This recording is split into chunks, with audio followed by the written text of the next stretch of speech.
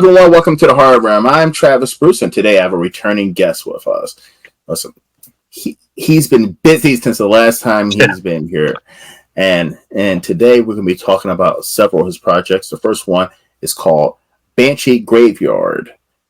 The second one, listen, this is a series, and it's called Full Nasty Series. It's probably one of his most popular series recently. Yeah. And then today he's also going to be revealing a new project that was going to be released on September 7th. I have with us Dan Shrader. Dan, welcome back to the Horror Realm. Hey, what's up, Travis? It's nice to see you again and be back on, man. I know, man. Listen, it seems like it's been forever, man. But it's only been 6 months. Yeah, and at the time, I think I had 1 book out and 2 coming out. Yeah. Now I got 7. And at the time, I think I had like 300 subscribers, and that has increased. Yeah. Looks like everything's going good. Yes, man. Yes, man. Things are going plus, man. I mean, listen, I can't be disappointed, man, where I'm at. Oh, yeah. So. I'm happy to hear it, man. You got a good show, and you give everybody an opportunity to come on, and I like it. I appreciate it, man. I appreciate it. And March will be my full second year of doing the show, so trust me, some bigger and better things are going to be coming soon. Good. Watch out. All right, so Dan, tell us a little. So listen, we did talk a couple months ago about BANSHEE GRAVEYARD. I mean, privately. Yeah. And this seems fucking amazing. Tell us a little bit about BANSHEE GRAVEYARD. It's a project I actually started in high school, so over 15 years ago. I just didn't know where I was going to go with it, and after I started getting putting published stuff out, I've kind of revisited it, and it just kind of clicked. So I went with it and wrote it, and had Candace Nola edit and format it, and that came out in I think May 20th. Yeah, and basically it's just about a guy and his brother and one of the brother's fiancées who's pregnant, and they're traveling across country, and they're trying to reunite the brother with the dad, and the dad's going to meet the fiance, and everything seems all right. Well, the 2 brothers, they've always been into like haunted houses and graveyards, but they've gone estranged since one brother went to Vietnam. And on their way, they crossed through Towers Valley, which is like a big town in all my stories, and they stop in at this graveyard where it's supposed to be haunted, but other things end up happening. It's a real wild ride. It's kind of like a Texas Chainsaw Massacre 2-ish a little bit, and it's real brutal. And without giving too much away, there's more than just they think that there's paranormal things going on, but there's actually more things that are just physical, and a lot of evil people that are been hiding out around that area in a farmhouse around the graveyard. And of course, with my stuff, there's cult themes to it, little religious undertones, and it's just, I don't know, it's just a real wild story, and I really like it. And Dan, I've read some of your stuff that you sent me in the past, and like you do not, you don't mind going fucking dark. You don't mind going fucking sick. Now you told me that you created a story originally when you were 15. How? Yeah, I've always had a fascination with horror films and everything. Like my bio says, found the VHS tapes when I was a kid, and it just opened my eyes to like a whole new world. And I had a lot of trouble sleeping, not because of the films, but before that, I just always was up, and my mind was all over the place. So I just started channeling it into writing, and I kind of found my saving grace there. Just obsessed with it throughout my teens, and then my 20s, I kind of got off on the deep end with drinking and didn't really write a whole lot, just wrote notes. And then I'll be 3 years sober here soon, and once I got sober, I started picking everything back up again. Now, Now you are. I mean, I think you've done like 7 projects since we last talked. How are you able to constantly pump out these new ideas? I don't know. It Is your just brain just on I have more 24/7? I have more stuff that I want to do. I just don't have time. I got two already. I mean, I have 2 books that are finished. I just don't like they're missing something, or I just don't feel like they're ready. I have a lot of short stories. I have a lot of stuff that's a couple thousand words, and I stop. Um, I work on multiple projects at once, and then once something kind of I just feel it, and go with it. Um, I tend to pump it out pretty quick, and I'll either come back or then I have a new idea. It just I got lots of files, physical boxes of full of stuff, and my computer's full of files. The hard thing is trying to catch up now that I've been publishing, getting everything organized. So, See, Dan, I'm jealous of you, man, because I cannot multitask, save my fucking life. Like, I have to focus on one thing and get that complete and then move on to something else. And that's probably why, when it comes to editing and even on my channel, it takes me so long, so many days to do things. And so, like, that's amazing that you're able to jump from one story to another. Like, I can't even do that with TV shows or video games. yeah, I don't know. I just, and I can, sometimes I'm writing like 2 things at once, especially like whenever I take on anthologies and write short stories, I'll write those while I'm writing my bigger project. I'll take a couple, like, work on a little bit of my bigger project, and I'll take more time out just to get that done. I don't know, it just depends. I wrote Full Nasty at the beginning in 8 days. Wow. It was, but it helped that I already had an idea. The short story came out in Splatology, which isn't out anymore, and people were hitting me up about it and like, we need more, we need it. And I didn't even make it that grimy and as nasty as it actually is. I guess I was kind of actually, well, I mean, there are times that's one of the examples of where I held back with it because I didn't know how far I wanted to take it. So then I just took it all the way, and I got 2 books out, and the 3rd one's coming out. So, we're going to jump into the Full Nasty series. But is there at any point that you or ever think to yourself, like, I don't want to go this far, or do you push yourself to go further and further? I pushed myself. I think Full Nasty was. These were the ones where I would finish a chapter and I'd be like, "Shit, man, what did I just write?" Like, or no, like, there's times I've written things and kind of held back. This one, I just said, "Fuck it." I just went balls to the wall with it. Like, if it was in my head as I was writing, a lot of times I have an idea where I want to go with things, but it's just like everything's a movie in my head. So I'm just along for the ride, and then I'll go over it again, a bunch of times. But as I was doing this, like this one, I just went with it. I didn't stop and say, "Wait, well, we don't want that character to die, or we don't want this to happen." No, I just went with it and left it. And then when I went back through, I kept it the same. I just edited it myself and everything. Before I sent it off to Sydney Shiv, the first one, he did the cover and everything. He's edited a lot of my stuff. I don't know. He's a good guy, great artist. Can't say nothing but great things about him. And like, I worked with him in Shocking Sojourns right before Full Nasty. And I was like, "Man, you got to do a cover." And then he did my cover like right after. And then I mean, he was just, I think he like closed covers, like drawing, like doing people's covers for the rest of the year, because he was like, "I've had so many people hit me up."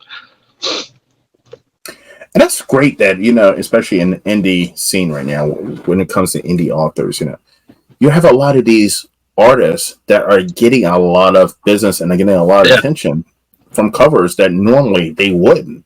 It's an amazing renaissance in the indie horror community right now. Yeah, hand drawn covers, just I don't know. I use Grim Poppy a lot. Banshee Graveyard, Soulless Lonesome, The Devil's Right. Matt Wilderson, he's a horror author. He does covers too. He did my very first book, the one with the guy's face and the cell house in it. And I got a new little novella dropping on the 24th of this month, My Seventh Death. I made that cover, and that took forever. You drew it, hand drew it? No, I put it all together, bits and pieces. I started playing around with it, playing around with covers, and I've been doing some of my own covers now. Okay. Because, I mean, putting out as fast as I write and all the stuff I want to put out, I'm trying to least amount of money possible, but I never want to skimp on the editing, you know. Yeah. So, but I also don't want to like make a, you know, I try and look for the highest quality at the least amount. Like I keep track of all my numbers. I'm just very, I treat it like a business now. It's still a hobby. I love it. It's a passion. But at this point, like with putting stuff out and trying to take it seriously, and like, you know, this is something I've always wanted to do, whether I make a career out of it or I don't. You know, I have a job, so if it becomes something bigger, great. If I can get my books out there at a steady pace and just, I mean, the community is great. It's not all about money, but when it's not, you know, when you don't make a lot of money off of indie horror as a way starting out, I believe in, I take that money and I spend it on the next, you know, and move it over and everything. Because, you know, I'm a new dad. Like, my kid just turned 1 last week, and I started this whole process right 2 weeks after my kid was born. Wow. Starting to publish. So I track a lot of my success by how old she is. Because I started talking to Matt Wilderson a couple weeks after she was born. And then Candace Nola the next month. And then just domino effect of meeting people and getting stuff out there. And you were talking about, you know, artists and how expensive things can get as an indie horror author. Now this is a question I've never asked an artist. I've asked an author. When it comes to book covers and getting an artist to do that, can that be pricey? It can be, depending on who you go through. But I mean, like Grim Poppy's like not expensive. Like if you get like, I think it depends if you're going to get pre-mades or you want something from scratch made. Because if you see one that they already have that they're offering, like a lot of them, they're going to be like $30-$40, maybe 60. Okay. And they'll give you an ebook and wrap. But if you want something like completely drawn from scratch and you tell them what you want, you're looking at like 100 or more. Okay. All right. Yeah, I never asked authors that because I know, you know, most authors do not design, or draw their own covers. And I was like, you know, as an indie author, you're not making anything, and you know, and I can imagine every expense definitely counts. Yeah. Well, you see a lot of indie authors talk about like, oh, it took me 2 years to get this book in green, you know, like they spent so much on editing, formatting, covers, and then, you know, whenever you sell it, you know, depending on the price and if you're going through an indie publisher or if you're just going through Amazon, I mean, you're going to make, somebody's taking a piece of the pie. Yeah. And then you get your slice. So, and it's that, you know, say $5 for 2 books, you know, or whatever, $3 something a book. As people buy those, I mean, you're still in the negatives. So it's definitely, you have to be, a lot of people are in it because they love to do it. And if they don't love doing it, they won't do it much longer. Like I've seen some dudes write some stuff, you know, people write stuff for, like, write a couple books and then they're gone because they thought it was like, everybody thinks you write a book and you're rich, or just like, you know, you start up a YouTube channel and you're famous. Yeah, exactly. Right? By the way, listen, I'm still not in the green on my YouTube channel by far. Yeah. I am I'm not in the sure brand at all. making Because making I films mean, and YouTube channels is expensive. yeah, because there's a startup cost, right? So I explain to anybody when it comes to, I'm not saying I'm a guru or anything, but I got monetized my first year, which most people don't do. No one does, right? And but I explain to people the key is you get the necessary shit just to start off. You do not go on and get the most expensive expensive editing equipment and fucking cameras. You Yeah, start off with the bare minimum stuff, and then you slowly, as you get success, you started adding new pieces. You started, getting better lighting. You started getting fucking posters on your fucking wall and shit. Like you start adding to yeah, it. And because you never want to go into, I'm gonna start a YouTube channel. I'm gonna drop fucking $5,000 yeah, for equipment to start a YouTube channel, and it might take you years years. to even make a cent. You know what I mean? Or even get monetized. So like, it's just no. I started off with the bare minimum. You watch my first couple channels, and it looks amateur as fuck. You know what I mean? Yeah, And it just grew over time. The quality has grown. And I'm not even at the point right now where I'm at my best quality. I'm still growing. So over time it gets better. But no, do not go. yeah. You can't do that. You can't put all your eggs in one basket from jump. No, 'Cause it's no. it's yeah. Like I think the most I've ever spent on a book is my first book, honestly, and that wasn't a lot compared to what I've heard a lot of people spend. I mean, sometimes editing could be like $400 or $500. Because I saw an author that I interviewed. I'm not going to name her name, but she made a post on one of the what's called groups, and she just wrote her first book, and she was like, "I am done with writing. I'm going to go to something bigger because I'm not making any money." Blah blah blah blah blah. And the book hasn't even been out in a year, and it's her first book. I'm looking like, No one knows who. Yeah. But I'm like, were you planning on being a millionaire off your first fucking book? Some people think it's like that. Yeah, like they're like, I got this book, and I mean, and there's my opinion, and this is my opinion. I believe there's more great books out there that a lot of people don't know about compared to the few great books that everyone knows about. There's a lot of talented people. There's a lot of talented people that have written really good stuff that don't get the recognition yet that they deserve, or maybe they never will. It's all about timing and place, and I mean, you can't even like it's a roll of the dice, really. Someone can write the right. It's if you put out the right book at the right time with the right message, it just blows up. Because now like TikTok viral stuff, and everything. So and it really is. So you got to do it if you love it first. I agree. Yeah, I agree. I mean, I tell anybody who asks me, they're like, "What is that one thing that you created that blew everything up?" And it was the Face of Horror shit. Those Face of Horror videos. Yeah. Blew the fuck up. I mean, that's what I make majority of my money off of, and it's just from repeat. Listen, by the way, you can keep coming with that contest every single fucking year.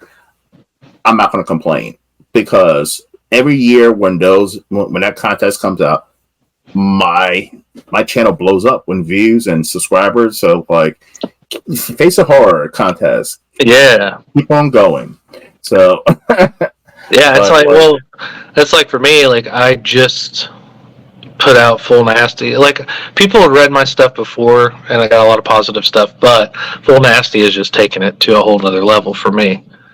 And let's talk about Full Nasty. It's getting my other books read. So yeah, and let's talk about Full Nasty. Tell us a little bit about the Full Nasty series. Full Nasty is about Satanic Bill and the Fuck Brothers, but it's spelled Phuck, and he's just been a down and dirty motherfucker his whole life, and he got a job as a carny. He's Mr. Nomad going around the U.S. doing his thing like that he calls Full Nasty, and it's got everything, man. It's basically he ends up getting with these younger brothers because he dates their mother, who is a prostitute, and she takes him in. He decides to quit the carny business and stay in this small town with him. And basically, when she passes, he kind of grown attached to him, so he wants to get him in on the smut business. So they're making smut films,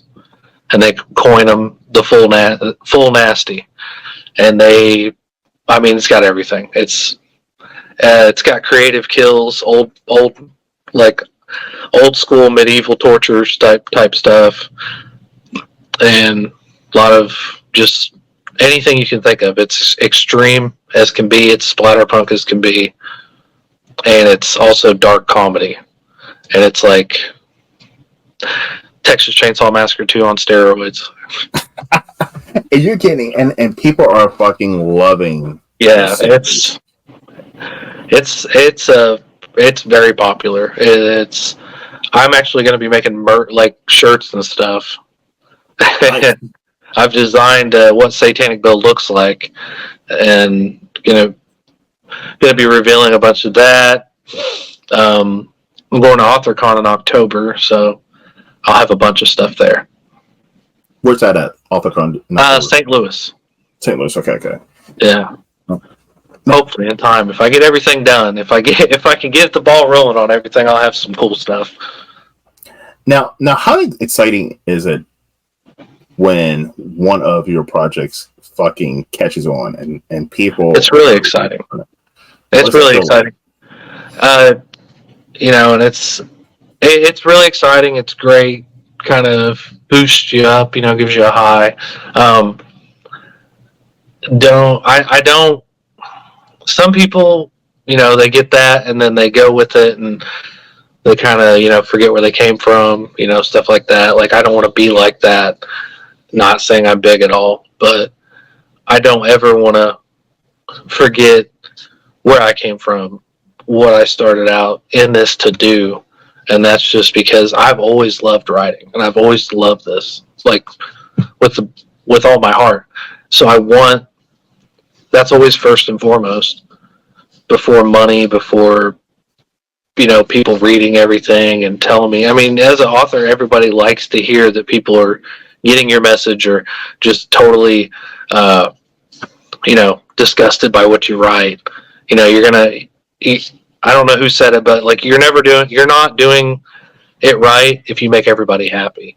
You know what I mean? So I've gotten some hateful, snide comments about what I write and everything. It's just how it is. I don't have to explain it to the people like that because they're obviously not my fans and they're not interested in this type of stuff. So I just move on. Just keep doing what I'm doing. I love it. That's what you gotta do, man. Now, I have a question for you, Dan. There's a lot of great indie authors like yourself who are bringing, shit like fucking full nasty out there. How come Hollywood is not tapping on indie horror authors' books or stories? That's a good question. And trying to adapt them to screenplay, because I feel like it would cost them less money than trying to get Stephen King's fucking book. Yeah, I mean, it's to the point. We've seen a lot of Stephen King on screen, Clive Barker. I'm more of a Clive Barker fan.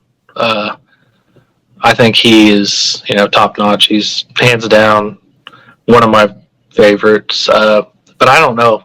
It seems like they just want to remake, and some things are just better left the way they were. That would be awesome. I actually sit around and talk to other indie authors. Like, I have a big group I'm a part of that we all talk, and you're like, man, like, it'd be great if they just made movies about stuff we wrote or other people wrote. Like, there's so many good authors.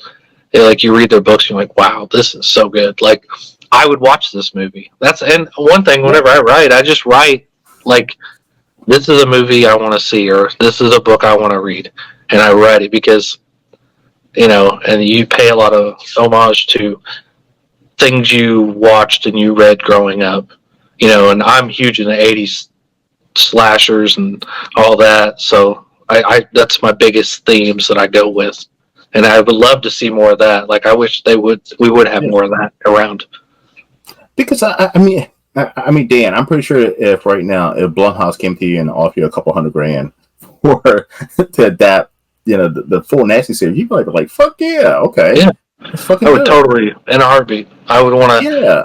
I'd want to be a part of it too because I've always been interested in all that. Like, that'd be amazing. Meet some of my heroes, Yeah, I mean, it's an untapped resource. I mean, it's an untapped resource that I don't know why, especially big Hollywood. I mean, I understand why indie horror filmmakers don't do it because they don't have the necessary budget to go ahead and hey, let me buy this story off of you and then try to adapt it. But you look at Blumhouse and who's making nothing but crap recently, and you look at these big studios in Hollywood. Indie horror authors. I mean, there's some great fucking nasty, disgusting, disturbing stories there that they're original ideas. I feel like splatterpunk, extreme horror, and all that is kind of a newer type deal. Like, it's been around, but I feel like it's at a different level than what it was the last couple of years. And then that's just my opinion. I feel like that you kind of, other people notice, and maybe a couple years down the road, something like that might happen. Like, that would be cool. Like, if they're in Hollywood right now, they should be listening because I'm sure there's a huge crowd. Think about how big the horror community is, especially the indie horror community. You know how many people will go to buy tickets there, like, to these films? 1%. Yeah, it's a cash cow. Yes, it's better than some of the crap they've had coming out. And I'm telling you, it wouldn't cost them as much money as compared to getting one of the big names, or even like one of the big name screenplay writers. If you listen, it's an untapped resource. If I worked for one of those companies, I would just be picking off indie horror authors left and right and just writing stuff. I mean, and just be doing that all day. And guess what? They would think I was a fucking genius. There you go, man. They would think I was a fucking genius. That'd be great. Yeah, I wrote screenplays in high school. I have like 15 of them, and I've always been like, I could. That's like I would be awesome. Yeah. Because I mean, what's in Hollywood? And listen, you see the fucking posters. I love mainstream. I love Texas Chainsaw Massacre and Halloween. I love all that shit. But like, it just seems like the shit is getting redundant. It's getting redundant. It's getting stale. It's getting predictable as well. And I don't like predictability when it comes to my horror. I really don't. It's no point. Yeah. If I know how it's going to, what the beginning, middle, and end is going to be, I can predict what it is. That's not fun anymore. Yeah, it's like you see a lot of the same tropes and everything being used, but I'll settle for predictability if it's like something that just hands down like got that right hook to it. Like if it's something you like, man, I have never like seen a character like this before, or just if it has that one like big redeeming quality that makes it so unique. Then I mean, like sometimes like a film, some of the worst films that you could see visually, like sometimes they're really good. They're just low budget. Yep. And then you can see these real theatrical masterpieces that are made like that with thousands, millions of dollars, and the storyline's crap. So. One of the best movies I saw recently was the horror movie, and I'm like, why did this not get a theatrical release? And it was about shit. I'm sorry I can't think of the name of the movie, but it takes place in a bowling alley, and the bowling alley is closing. It's his final night, and this fucking satanic cult comes in and fucking chains up the doors. It's like a fucking horror movie, Die Hard cult version. I've never seen no shit like this before in my life. It's on Tubi, by the way. It's called Terrace something. 13 Lanes Terrace. I'm like, please fucking check it out. Yeah. I was like, I never seen nothing like this. I mean, the production value was great. The acting was great. I'm like, this could have been something that could have been in theaters, and people would have definitely saw them. Like, but how does this get passed up? I'm pretty sure someone in Hollywood, it came across their table and they're like, well, this is not a good idea. Like, how? Yeah. Well, I mean, you got your clicks everywhere you go. Yep.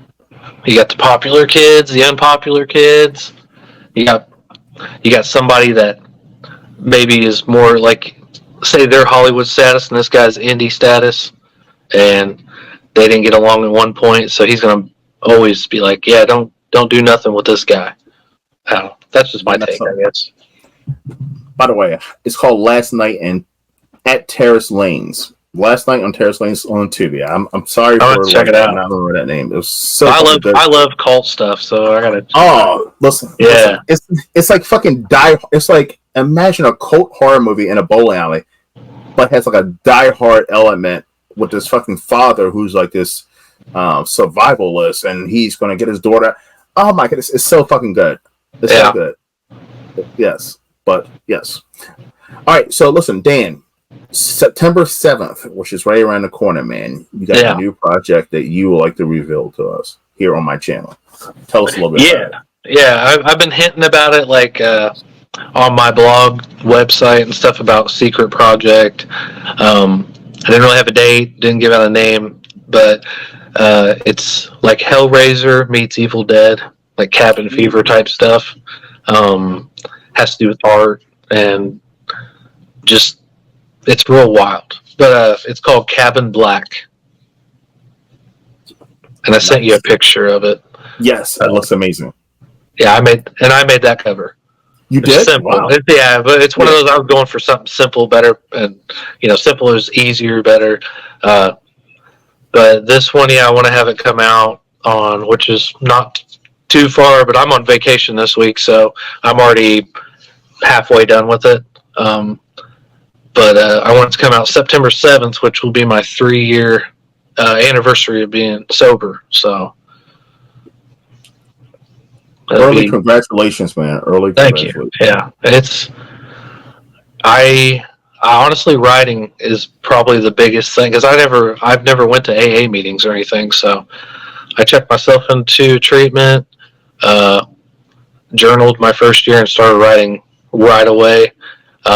Because that's the one thing I can remember that I loved, that I stopped doing when I started drinking and binging and going, a decade doing it. So I was like, well, I'm just going to bring it back. Like, that's what made me happy. And I mean, it's honestly, the people reading my books, the people supporting me and everything, they're a big reason why I've stayed sober, because I mean, I'm doing what I love, and just to see people react to it and get into the same stuff that I'm putting, stuff I'm putting out, makes it all worth, makes it worth it. Really does. And the good thing about, man, what you're doing right now is a good addiction. Yeah, it's way better. It's way better. It's a great I look addiction. younger than I did in my old pictures. I'll tell you that. I look bad. Man, listen, I am looking forward to reading. Listen, I'm looking forward to reading all your work, man. I'm a huge fan of your work. Yeah. Now, one toss-up question I gotta ask you, man. I've tossed this question around recently in my last couple of interviews. What the fuck is going on right now in the indie horror author world? Where's all this toxicity and drama and bullshit coming from? Well, I honestly stay out of a lot of it. I'm usually last to know. I get on and like promote my stuff, people like books, like, friends of mine, like, and then I'll hear about things going on or whatever. Sometimes I don't hear about them until later on down the road.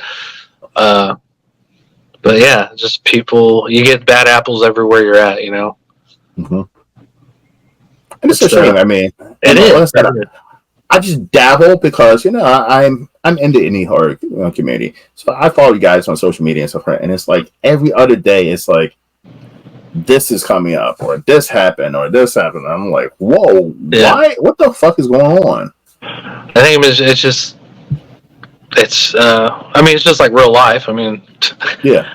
Everywhere you go work somewhere, you're gonna have your people that get taken care of, and then the people that don't get taken care of, and then you're going to have your assholes. You're going to have your sexual predators. You're going to have all you have little pieces of shit spread throughout. But there's more good than bad. I always try and look at it that way. It doesn't. One thing I could probably say is that a lot of times the stuff eventually comes out. So, I mean, with technology and everything we have nowadays, screenshots, I mean, just stuff like that. Like, I don't know. I don't understand. I don't understand it. It's not my place to understand any of it, but I'm not cool with a lot of the stuff that, like, when it does come out and you see it, you're like, wow. But, I don't usually join the dog pile or all that. Like I said, I'm usually kind of late to the party, if you put it that way. I'm too busy writing and working and being a dad and brother, spend too much. I'm the same, but I just see it from the outside, and I'm like, okay, this sounds like a lot of fucking bullshit is going on, and I don't want to be a part of it. I don't want to know about it. Yeah. But it's just recently, it's just been more than it's just been a lot more than normal, And I'm like, what is going on? Because I mean, I always thought that the indie horror community, at the end of the day, we're I'm including myself, we're all at the bottom, right? Yeah. So what's the point of pushing each other further down when we're supposed to be raising each other?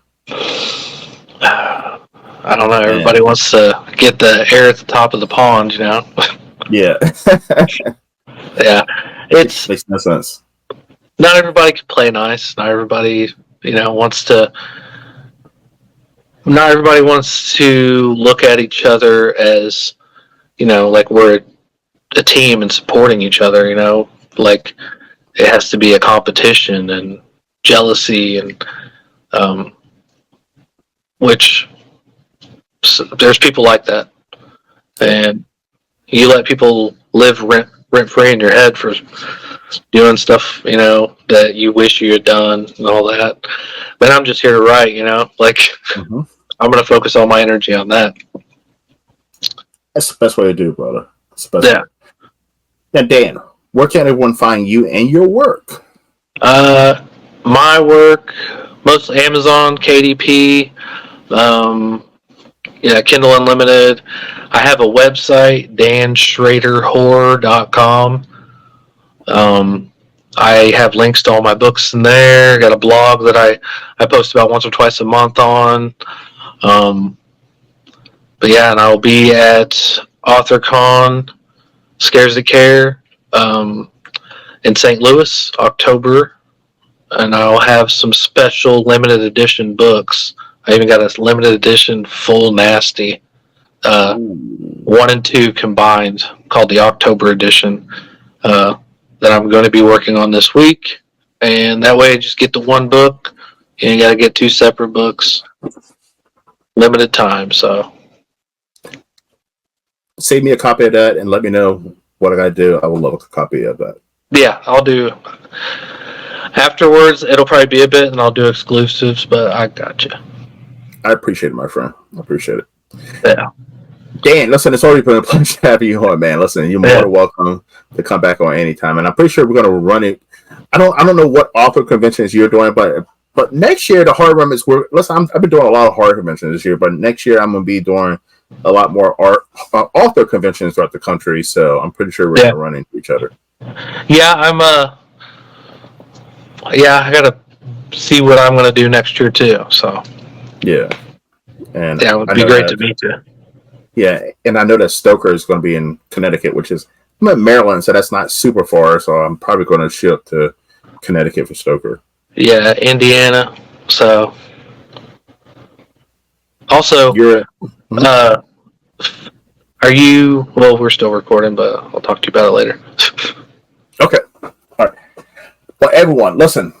Thank you for coming to the Horror Room. I'm Travis Bruce. Dan got some crazy shit to tell me offline. So listen, that's Dan Shrader. We'll talk. We'll see you soon. Thank you. Take care.